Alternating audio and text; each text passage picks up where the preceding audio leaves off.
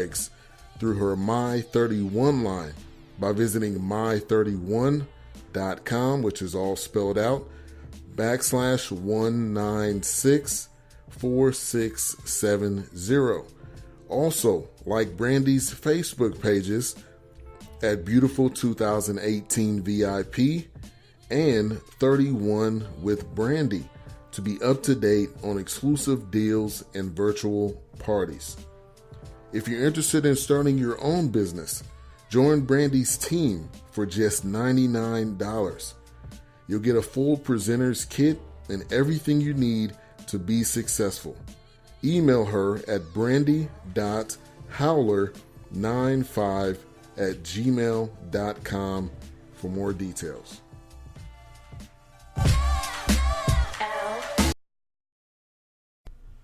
And we are back in the BS3 sports show.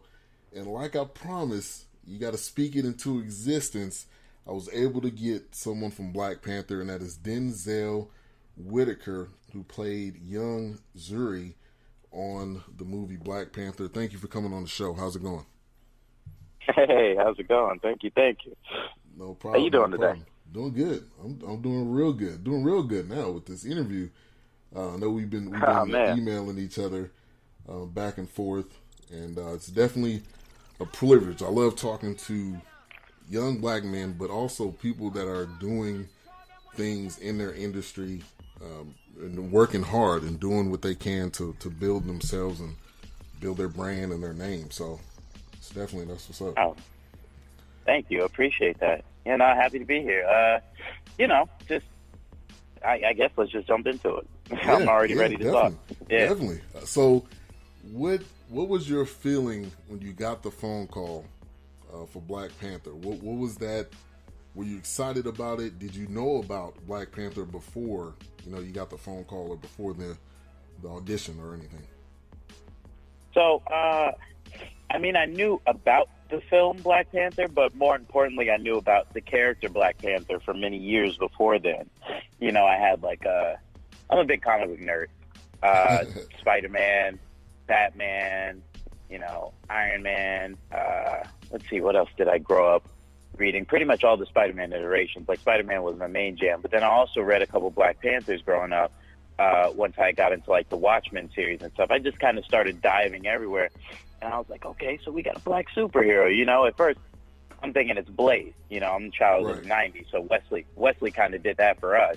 Right. But once I finally found that Black Panther, I was like, oh, that's great. And, I kept reading it, but I wasn't as heavily involved. So the audition came around. I went out for it, but 2-3 months passed, and I really think nothing of it. Once 2-3 months passed, you think, okay, well, I probably didn't get it, or nothing's going to amount out of that. And I think it was sometime around Christmas time, whether it was before or after, I'd actually found out I got the role. And that's when, I was completely shocked at that point. My agent had called me at the time, and he was like, you want to go film a Marvel movie down in Atlanta, top of the year? I was like, yeah. Why? He was like, well, they're interested for you in Black Panther. Oh, what? And again, that's sort of shocking as an actor, because of course, when 2-3 months pass, generally you're like, okay, I didn't get that role. They don't want me anymore.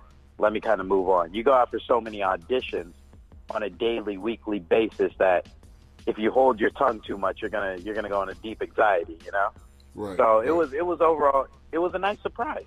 It was a nice surprise. It was release that I did not see coming, and I was able to start my 2017 off on a good note, being down in Atlanta shooting a Marvel film, which I had never done before. So I was like, yeah, let's go. What are you talking about? Yeah. Right. And we're talking with Denzel Whitaker. Once again, he played young Yuri on the movie Black Panther. I'm like we just kind of talked about before the interview. I grew up in Emeryville, which is very close to Oakland. The way the movie started off, to me, was so amazing. From the beginning of the movie to the end of the movie, I was amazed. I'm going to have to go back and see it again, because people are telling me that there's stuff after the credits that I did not see. which I'm kind of upset about. So I'm gonna have to go see it. You didn't again. stay after the credits? No, I did not. So my wife though, my wife went to go see it twice. So the second time she seen it, she was like, "You gotta see it again." So I'm definitely gonna make sure that happens. But just talk about filming that movie with so much Black excellence from names, Chadwick Boseman, all the different names that was in the movie, Michael B. Jordan, Forrest Whitaker. The list just was endless of the star power in this movie. It was phenomenal to share that experience, and I've been blessed and fortunate to do different roles that have challenged me as a creative, different roles that have introduced me to my peers within the business or working with different directors that I admire. But on this project, it was special. I hold this one in my heart, and not just because of, obviously, like the spectacle that it is, but genuinely, like you said, Black excellence. From the time filming to even the time watching it at the premiere, I was overall just proud of images that I had never seen before on screen.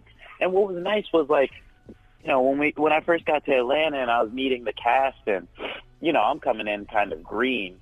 Some people know me by my work, some people don't. When I walk into a room, I just assume nobody knows who I am, but I always put my best foot forward.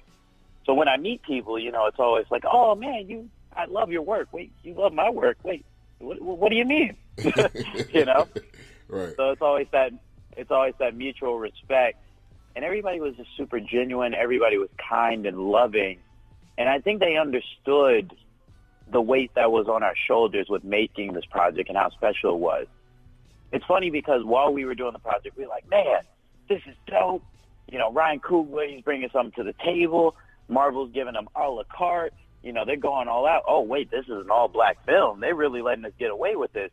And then when I watched the film at the premiere, I stood back and really thought, wow, we really did something in history that has never been done before. We've set the bar high, raised the question on how excellent can we become within our own race. But we also set out shining examples that I don't think kids from prior generation, our generation, I've had, a multitude of older and younger coming up to me talking about the movie, just saying how much it inspired them, encouraged them, shown them different characters that they had never seen in cinema. Some of my OGs were saying, like, "Man, this was a film we've been waiting on for years. I never thought I was going to see this." And to even be at my age and see what it's doing to the culture, I'm blessed and honored to have stuck around to see this. Right. So, yeah, it was amazing. My parents went to go see it. My dad is real. He was excited about it more probably than I was, and we were talking about it, at the table on Easter. We had a nice Easter dinner. Talking about the movie, and I'm so deep into it, talking about the characters and the Dora Milaje, and he's like, "I don't know what that is, but I just know that part was in the movie." So, so I had to break it down, let him know who is who. But to me, and I've seen this post, and I've said it on multiple podcasts, is that we need to see this from now on. In my eyes, I'm thinking this was the standard now from now on. Like I get the slave movies, I get it, we know that already. We've seen plenty of movies about that. Let's make movies where we are seen as royalty, and this movie just knocked it out of the park from the beginning to the end. After the credits, like I just mentioned, I'm not to work out that, but I just think this really set a bar that I've never seen before, and I don't think a lot of people have seen before. Angela Bassett was in it, and I'm thinking like the budget for the movie with the money that it made is amazing. Right now, I believe it's at 1.3 billion that this movie has grossed, which is out of this world. Wow. And you can't deny it either. Just, it's not even domestic. It's not just centralized in what we would typically think would be like Black inhibited territories or African inhibited territories. It's worldwide. for a movie to be doing numbers like that across the globe. And to be honest, let's even step away from the race thing for a second, just to talk about what a dynamic story it is, how well the action is sequenced, how it is a small departure from your typical Marvel film because, you know, I remember reading once, like, the first negative review we had from Rotten Tomatoes about how there wasn't enough action. And while people could agree or disagree with that, what I really enjoyed thoroughly was the narrative that was within this piece, how it wasn't just a big over-the-top spectacle, how money wasn't thrown at the fire or the explosions, but it was thrown at the decadence and the luxury of creating this fictional world where these beings had inhabited it, where they were powerful and where they were mighty, but yet they had a code, they had an honor, they had dignity. And really it was about taking care of the people and kind of the misinterpretation between how a culture should be ran versus another culture, you know, kind of how a kingdom should be ran. Right. Because the real internal conflict, the real divide was basically separation and detachment from one's roots. And I think in and of itself, anybody can experience that or at least sympathize with that, especially those who live in America, because America is a melting pot. You know, to sit here and even point fingers at what we call the white Anglo-Saxon American, well, that's a detachment from the British Empire. You know what I mean? So everybody sort of is an extension of their culture being in America. And then I think on a worldwide scale, I think, you know, people can obviously vibe to that and understand that just culture is important. You know, it's one thing to say racism, you know, might come to an end or it might dwindle down, but I think people are always going to be prideful of their heritage and prideful of their cultures. So when you see a movie like this that leans heavily on what it means to identify with your people, I think anybody can relate to that. You just strip that off the surface and take off the black and replace it with whatever you want, and people can relate to that. Right. Now I'm jumping back onto the subject of being black and proud of it. Yeah, these are images we have never seen before. Never. You know, I've always fought for, like, you know, the black James Bond or the black man going back in time or just us doing things that isn't bound to slavery, like you had said.